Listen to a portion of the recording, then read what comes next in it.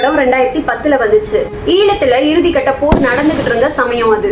இந்த படத்துல சோழர்களை இலங்கை தமிழர்களாகவும் பாண்டியர்களை இலங்கை ராணுவமாகவும் தான் குறியீடா காட்டியிருப்பாரு டைரக்டர். படத்துல சோழர்கள் தங்களோட நாட்டை இழந்து காடுகளையும் கடல்களையும் கடந்து ஒரு தீவுல தஞ்சம் புகுந்து அடுத்த தலைமுறைக்காக பசி பட்டினியோட காத்துக்கிட்டு இருப்பாங்க. இது ஈழத்துல முள்ளிவாய்க்கால் போன்ற பகுதிகளில் தஞ்சம் புகுந்த லட்சக்கணக்கான தமிழ் அகதிகளோட நிலைமைய அச்சு அசலா பிரதிபலிக்குது.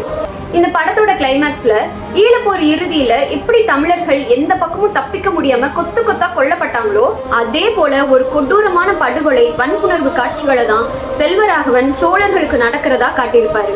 நிஜ வரலாற்றுல பாண்டியர்களை கொடூரமானவர்களா காட்டுறது செல்வராகவன் அவர்களோட நோக்கம் இல்லதான். சொந்த இன மக்களையே காட்டி கொடுத்து எதிரிகளுக்கு ஹெல்ப் பண்ண சில துரோக குழுக்களையும் இலங்கையில நடந்த இனப்படுகொலையும் காட்டுறதுக்காக தான் சோழ பாண்டிய வரலாற்று வகைய ஒரு மெட்டபரா யூஸ் பண்ணியிருக்காரு.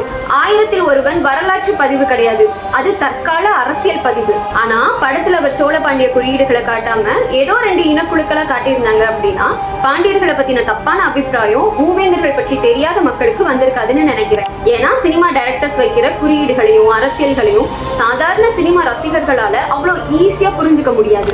சினிமா பிரம்மாண்டத்துக்காக நம்ம முன்னோர்களோட வரலாறு சில நேரம் தப்பா காட்டப்படலாம். சினிமாவை தாண்டி வரலாற்றை படிச்சவங்க நம்ம முன்னோர்களோட வீரத்தையும் நீதியையும் நெக்ஸ்ட் ஜெனரேஷனுக்கு கொண்டு போய் சேர்க்கறது தான் வரலாற்றுக்கு நாம செய்யற உண்மையான மரியாதை.